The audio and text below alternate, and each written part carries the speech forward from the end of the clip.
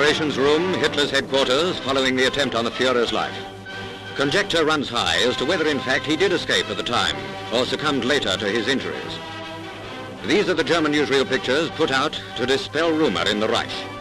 Rumor which, if anything, has grown over the weeks of his continued silence. According to Goebbels, everyone at the conference, with the exception of General Korten and the Führer, was blown out of the windows by the bomb. A black-cloaked Hitler stands on the platform to welcome the deflated Duce. From beneath concealing folds, he extends his left hand in greeting. Marvelous how he got away with such minor injury and shock. Graziani, Mussolini's sidekick, also joins in the chorus of Heils.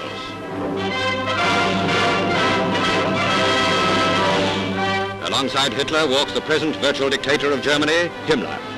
Many fanciful notions about the doubles Hitler is supposed to use might here be put to the test.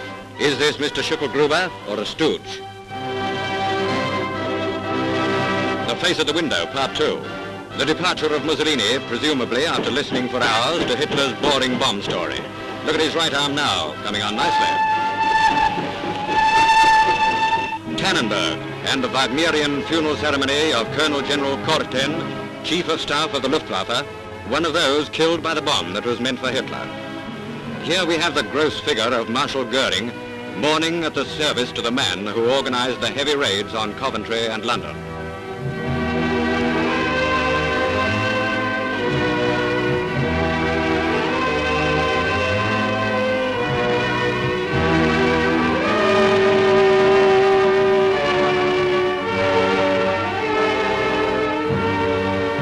Next development in the chain of events is the visit by Hitler to the hospital where severely injured Nazi notables lie in bandages and tannic acid.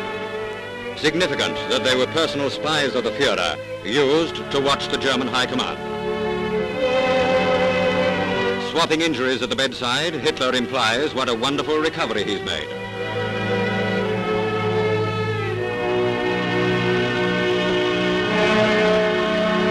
A mighty providence saved our leader, says Goebbels, and loyal Nazis shriek, Heil.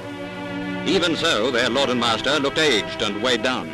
Propaganda Minister Dr. Goebbels does some overtime thinking to appear convincing in his pronouncements on this stew of intrigue where Prussian generals plot against the man they once put into power. Commandant of a Berlin Guard battalion, Major Rehmer, who put down the attempted military rising timed to coincide with the bomb plot, out-Hollywoods every screen Nazi in a fire-eating speech to his men. Wir sind heute politische Soldaten. A real bawling out for his officers and men.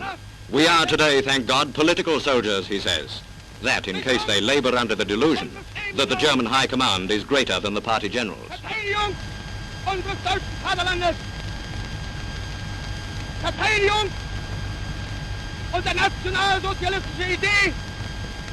Und wir werden the ham gag about living space gets an airing too. Unter allen Umständen durchführen bis zu unserem endgültigen Sieg. Make no mistake, there are plenty of those goose-stepping professional killers in Germany yet. Whether they hold allegiance to Hitler or the Prussian generals makes no odds.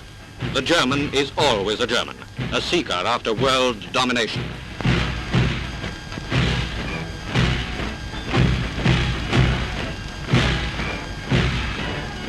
Now take a glimpse into the hinterland of the Reich. Here's the newly formed Home Guard of Germany, pictured on the screen for the first time. The Volkssturm, inspected by Gauleiter Lauderbacher.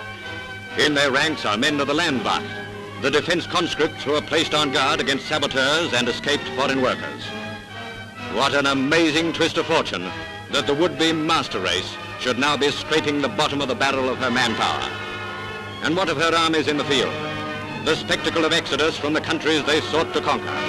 4 years ago, they were the mighty mechanized Wehrmacht. They travel now in a reverse direction, and here is the order of their going. Many a beaten battalion is being driven towards and over the frontiers of their evil land. Theirs is the order to stand and fight to the last man. And who will that last man be? It's anybody's guess. This time, there must be no comeback for Germany. Who was it said, if an ass goes traveling, he will not come back a horse?